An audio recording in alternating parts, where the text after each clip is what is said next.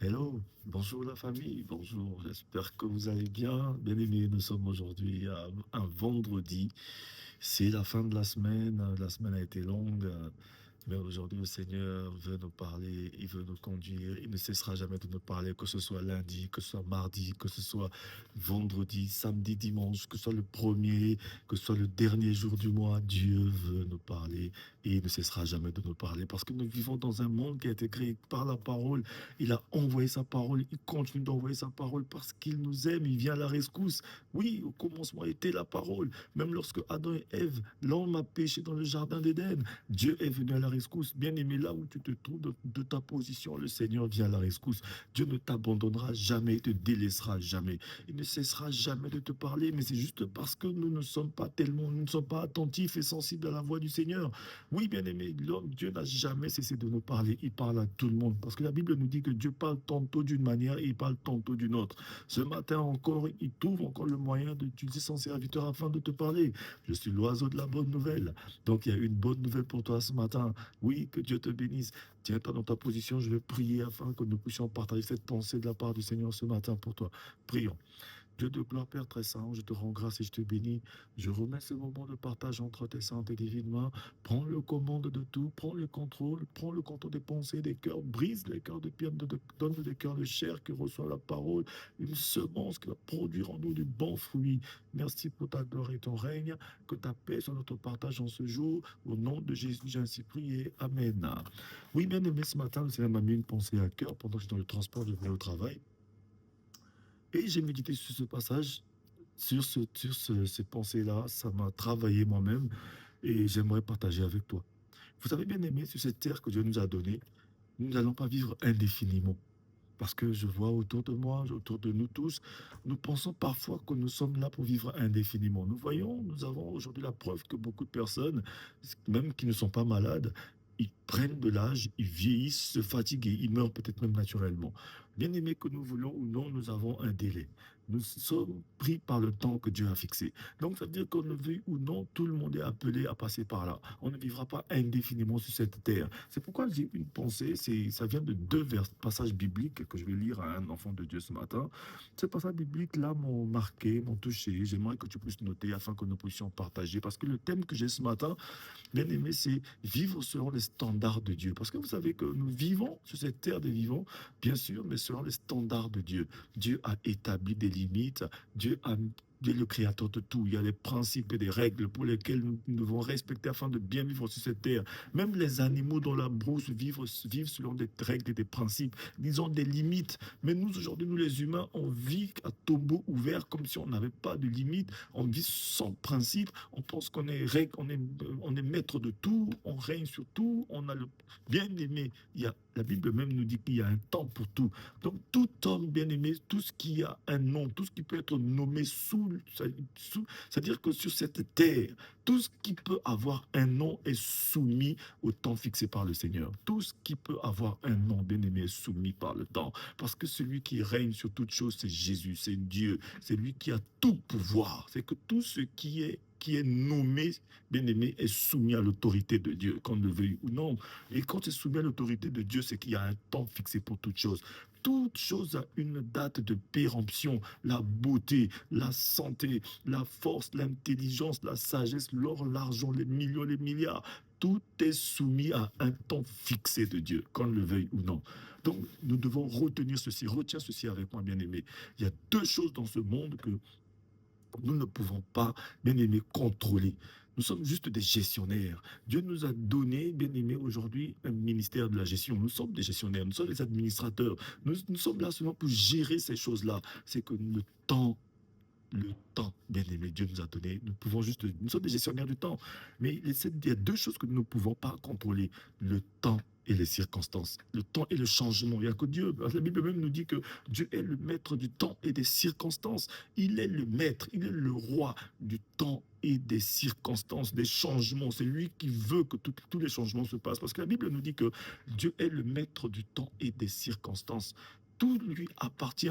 Le livre de Deutéronome 32, verset 39 nous dit que tout pouvoir lui appartient. Il est le seul qui a le pouvoir de blesser, de guérir, d'élever, d'abaisser, de donner la vie, d'enlever la vie, bien-aimé. Donc, nous devons vivre selon ses standards à lui. C'est pourquoi il m'a mis à cœur, il m'a dit, Teddy, réfléchis un peu sur ça. Et je vais partager avec toi ce matin. Partage à quelqu'un. Ne coupe pas la chaîne. Partage ce message. Nous devons vivre selon les standards de Dieu. Mais je lis les deux passages bibliques afin que nous puissions entrer dans cette exhortation. Il me reste que 10 minutes pour que je finisse. Le premier, c'est le livre de Job 14, verset 5, qui dit ceci. Si les jours de l'homme sont fixés, si tu as déterminé le nombre de ces mois, des mois, si tu en as marqué des limites qu'il ne peut franchir, détourne les regards de lui et accorde-lui du répit pour qu'il ait au moins la joie du salarié à la fin de sa journée. Deuxième passage biblique, c'est le Psaume 90, verset 12. Psaume 90, verset 12 doit nous dire ceci. Juste à côté de Job, ceux qui vont lire dans leur Bible, Psaume 90, verset 12 nous dit ceci.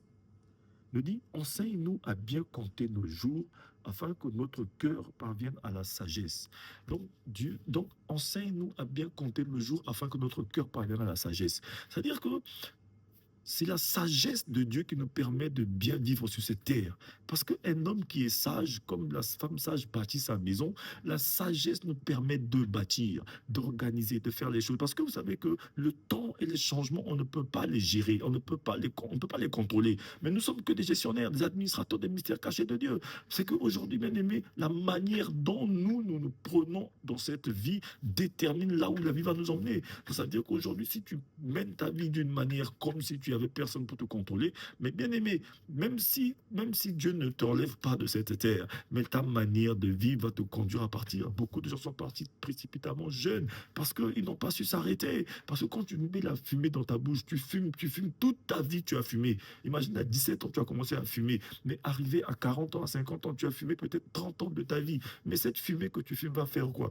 Va faire à ce que tes poumons vont se détruire et toi, tu vas mourir. Imagine, toi, tu te mets à vagabonder sexuellement et que tu contractes une maladie sexuellement transmissible, quelque chose. Mais même si Dieu te pardonne, lui, il te pardonne. Parce que la Bible nous dit, quand nous demandons pardon, Dieu nous pardonne. Mais peut-être que ce que tu as fait, les conséquences vont te corriger et tu partiras précipitamment. C'est pourquoi aujourd'hui, bien aimé, nous devons être sages. Et cette sagesse va nous conduire à ce que nous puissions vivre dans les standards que le Seigneur a établis pour nous.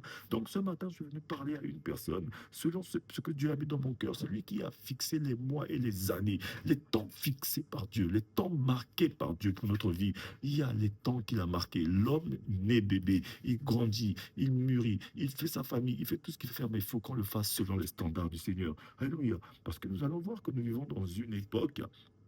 Il est bon d'être surbooké. Vous allez voir qu'on est surbooké. On a trop de choses à faire. On a la famille, on a le travail, on a beaucoup de choses. Tout le monde veut tout faire. Et à force de mettre notre nez à vouloir tout faire, à imposer notre volonté à Dieu, et on n'a pas le temps pour ce Dieu-là. Alors qu'il a dit qu'il y a un temps pour tout. Un temps pour courir. Un temps pour faire ceci. Il y a un temps pour tout. Un temps fixé, bien aimé. Oui, le Seigneur a fixé un temps. C'est pourquoi il nous dit, apprends-nous à bien compter nos jours. Bien aimé, demain ne nous appartient pas. La Bible nous dit que demain appartient à Dieu. Demain prendra soin de demain. Nous avons établi toute notre vie. Nous avons fait des plans pour 1 mois, 2 mois, 1 an, 2 ans, 10 ans. Nous avons payé des assurances vie. Mais qu'est-ce qui dit même que nous allons vivre le demain là?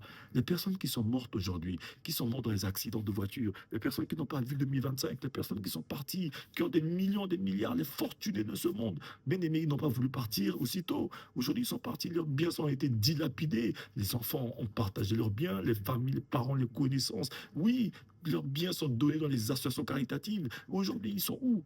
Mais bien aimés, nous voyons toutes ces choses. Ils sont partis avec quoi? Que dalle, avec rien.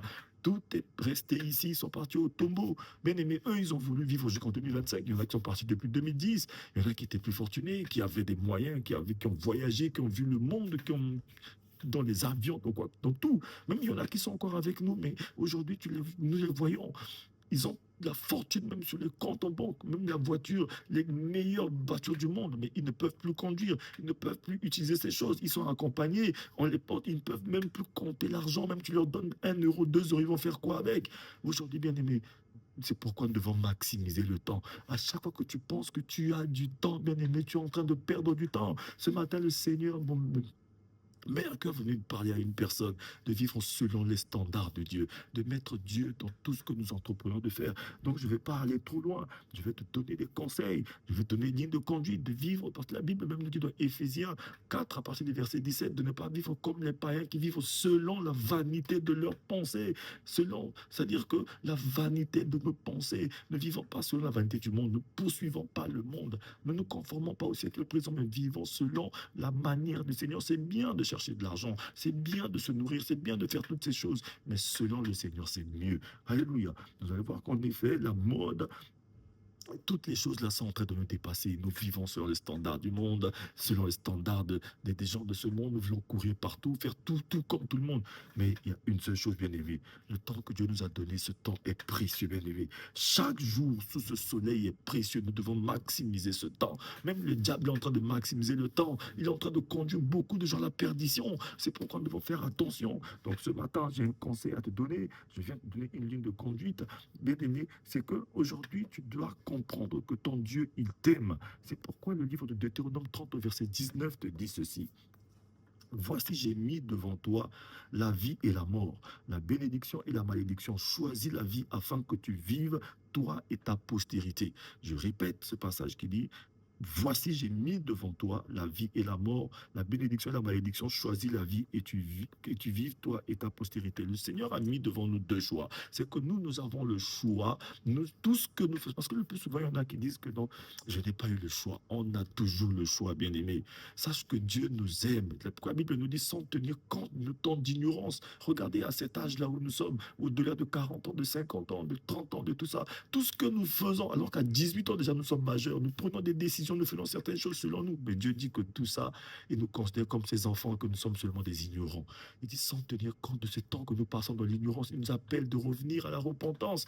Oui, c'est-à-dire que d'être sage, de gérer ce qu'il a mis à notre disposition, c'est-à-dire que de nous contenter de ce qu'il nous donne. Oui, bien aimé, il ne nous délaissera pas, il ne nous abandonnera jamais, mais faisons attention. Oui, ne vivons pas sur les standards du monde, ne vous conformez pas au siècle présent, mais soyez transformés par le renouvellement de l'intelligence. Il y a des gens aujourd'hui, selon les standards du monde, qui nous font savoir que Dieu n'existe pas, qu'on pense que tout ce qu'on a acheté, c'est parce que parce que nous avons travaillé. Je me rappelle qu'il y avait un jour, je partais faire un entretien d'embauche, il y a la RH qui m'a reçu, on a commencé à parler et tout. J'ai dit, bon, mais moi, je ne travaille pas les samedis et les dimanches. Elle m'a dit, mais samedi, dimanche, si on vous planifie, comment faire? J'ai dit, non, samedi, dimanche, je dois aller servir Dieu, prier mon Dieu. Alléluia. La dame là me dit, mais est-ce que c'est Dieu qui vous donne le travail? J'ai dit, madame, je suis prêt d'abandonner, je ne vais pas signer ce contrat rien que pour mon samedi et mon dimanche parce que je dois servir le Seigneur. Oui, ça, ce sont les standards de Dieu, c'est mon choix, c'est un choix. Je ne dis pas que quelqu'un doit faire comme moi, mais c'est un choix. C'est pourquoi la Bible nous dit qu'il a mis devant nous deux chemins, de choisir la vie, de choisir la bénédiction et la malédiction, afin que nous puissions vivre. C'est que tout dépend du choix de tout un chacun. Si tu vois ton Dieu grand, toute ta vie sera grande. C'est que ça dépend de comment nous on voit Dieu, les standards du Seigneur. C'est pourquoi nous devons aimer Dieu. Il a dit, tu aimeras ton Dieu plus que tout. Nous devons mettre Jésus-Christ au centre de notre vie. Tu aimeras ton Dieu plus que tout, bien-aimé. Alléluia. Pour aimer Dieu, l'Éternel, ton Dieu, c'est de lui obéir. Aimer Dieu commence par l'obéissance, la soumission totale à Dieu. Soumettez-vous entièrement à Dieu et résistez au péché. Tu veux résister au péché, résister à l'addiction, résister à toutes ces choses. Soumets-toi entièrement à Dieu. C'est Jacques 4, verset 7 à 8 qui le dit. Soumettez-vous entièrement à Dieu afin de résister à toutes les choses mauvaises. Alléluia. La résistance que tu veux avoir à toutes les choses qui sont en train de t'oppresser, de te pousser, c'est de te soumettre à Dieu et il te conduira. Soumets-toi à l'Esprit du Seigneur. Alléluia. Pour t'attacher à lui, car, bien-aimé, de cela dépend ta vie et la prolongation de tes jours. Parce que quand tu te soumets à Dieu totalement, ça veut dire que tu es en train de prolonger tes jours. Quand tu obéis à Dieu, tu es en train de prolonger les années de tes jours. C'est là où la sagesse commence à t'impacter, bien-aimé. Alléluia. Allons voir que dans tous les domaines de nos vies, Dieu donne à l'homme le choix, comme j'ai dit. Dans tous les domaines de ta vie, Dieu te donne le choix. C'est l'expression la plus grande de ton amour, le choix que Dieu nous met, alors qu'il a toute autorité, il peut tout détruire, tout arrêter, mais il nous laisse toujours le choix. L'Esprit du Seigneur, c'est un gentleman, non pas comme les démons qui nous font tituber, qui nous poussent à faire n'importe quoi, non. Il nous laisse le choix. C'est à nous de dire, Seigneur, je te laisse le choix, viens dans ma vie, prends le contrôle, conduis-moi. C'est nous qui nous laisse le choix. Alléluia. C'est-à-dire que pour être fier de soi au quotidien et sur une vie entière, en toutes circonstances. Bien aimé, je vais encourager une personne à choisir Dieu pour toujours. Donc c'est pourquoi j'aimerais dire à une personne, quand tu choisis Dieu, choisir Dieu, c'est choisir la vie. Alléluia. C'est choisir la bénédiction. Quand tu choisis Jésus-Christ, tu choisis Dieu, tu choisis la vie et la bénédiction. La bénédiction va t'accompagner toute ta vie. Alléluia. Choisir Dieu, c'est le mettre au centre de ta vie, en première ligne de tes priorités. C'est-à-dire, quand tu as dit que tu as choisi Dieu, il doit être la priorité de tout ce que tu fais. Il doit être informé, il doit être au courant de tout ce que tu fais. Choisir Dieu, c'est choisir ses pensées au-dessus des tiennes. C'est-à-dire, quand tu choisis Dieu, tu ne mets pas tes pensées au-dessus, parce que la Bible nous dit que nos pensées ne sont pas les pensées du Seigneur. Tu laisses les pensées de Dieu t'influencer. Alléluia. Choisir ses pensées en premier, et non nos pensées. Ne lui impose pas ta volonté non plus. Alléluia. Choisir Dieu, c'est choisir la foi malgré les circonstances. C'est-à-dire, quand tu choisis Dieu, malgré les circonstances, c'est bien aimé, tu choisis de t'accrocher à la foi. Tu résistes, tu n'abandonnes pas. Oui, parce que nous ne sommes pas de ceux qui abandonnent pour se perdre. C'est choisir la foi et non les circonstances, les aléas de la vie. Non, malgré vents et marées, Dieu reste Dieu. Même si la barque, même si le vent, même si les gens peuvent dire quoi, tu as choisi Dieu, tu choisis la foi. Tu peux tout perdre comme Job a tout perdu. Il pouvait maintenant dire que non, Dieu, j'ai longtemps entendu parler de toi, mais maintenant mes yeux t'ont vu parce qu'il a choisi la foi et non les circonstances. C'est ça. Choisir Dieu, bien-aimé, c'est décider de vivre d'après ses valeurs, ses principes et lui obéir par la foi. Choisir Dieu, c'est choisir, comme je le répète, bien-aimé, de vivre d'après ses valeurs, ses principes et lui obéir par la foi. Bien-aimé, c'est ça ce que j'aimerais dire à une personne. Choisir les valeurs de Dieu, bien-aimé, nous fera souvent avancer à contre-courant. Alléluia. Quand tu choisis les valeurs de Dieu, tu vas voir que c'est comme si tu avançais à contre-courant des idéologies de ce monde. Oui, bien-aimé, parce que c'est le contre-courant qui amène la productivité. Lorsque tu choisis Dieu, tu sens que tout le monde est contre toi. Les choses même vont être contre toi. Bien-aimé, c'est parce que tu peux être ami de tout le monde, bien-aimé, être pauvre dans cette vie. Mais quand les gens sont contre toi, malgré que tu as choisi ton Dieu, tu es sur la bonne ligne. Parce que nous vivons pour un seul public. Ce public, c'est Dieu. Ce matin, vivre selon les standards de Dieu, c'est faire le choix de vivre selon le Seigneur et non selon les idéologies de ce monde qui sont que poursuite du vent. Alléluia. Ce matin, le Seigneur me met à cœur de dire à quelqu'un de vivre selon les standards parce qu'il a fixé. C'est vrai qu'il y a des temps fixés pour la vie de tout un chacun. Nous ne sommes pas là, nous ne vivons pas indéfiniment sur cette terre. Nous sommes tous appelés à vivre éternellement. Mais lorsqu'on dit on vit éternellement, bien aimé, ça dépend de où. Parce que l'homme que tu as créé à son image vivra éternellement. Mais tu vivras éternellement où? En enfer ou avec le Seigneur? Il est encore grand temps de se repentir, d'abandonner la mauvaise vie. Personne ne connaît ni le jour ni l'heure. Ce matin, j'informe une personne que Dieu a fixé une journée où son Fils reviendra juger le monde. C'est pourquoi il dit repentez-vous et convertissez-vous. La repentance, c'est le métanoïa, c'est le changement. Aujourd'hui, si tu entends encore la voix du Seigneur, c'est que tu peux faire un changement, bien aimé. Toi qui m'écoutes, que tu sois fortuné, que tu sois blanc, que tu sois noir, que tu sois rouge, que tu sois un Africain, un Européen, un Asiatique, Dieu aime tout le monde. Il t'aime aussi. Oui, même moi, il m'aime malgré le péché que j'ai fait hier, malgré tout ce que je fais. Aujourd'hui, je me répands, je reviens vers le Seigneur. On fait tous de mauvais choix. Nous sommes ses enfants, comme notre petit enfant que nous avons habillé de 2 ans, 3 ans, qui a tombé dans la boue. On va tout laver cet enfant, on va tout l'entretenir, parce que c'est notre enfant. Oui, bien aimé, Dieu nous aime. C'est pourquoi il nous dit sans tenir compte de nos temps d'ignorance, il nous appelle à revenir à la maison, à la repentance, comme l'enfant prodigue, qui est entré en lui-même, qui a compris que non, je vis dans la boue, je mange avec les crabes, avec la saleté, alors que même les mercenaires chez mon père ne vivent pas comme ça. Aujourd'hui, bien aimé, si tu fais le choix de revenir à la maison chez ton père, il va te laver, il va te purifier, il va te changer, il va te porter la bague, il va faire un festin parce que tu es rentré à la maison, il va changer ton histoire. Oui, avant que Jésus-Christ n'arrive, ta vie va changer. Bien aimé, tu témoigneras le Seigneur si tu fais le bon choix. Si tu écoutes cette parole aujourd'hui, sache que bien aimé, Dieu t'aime.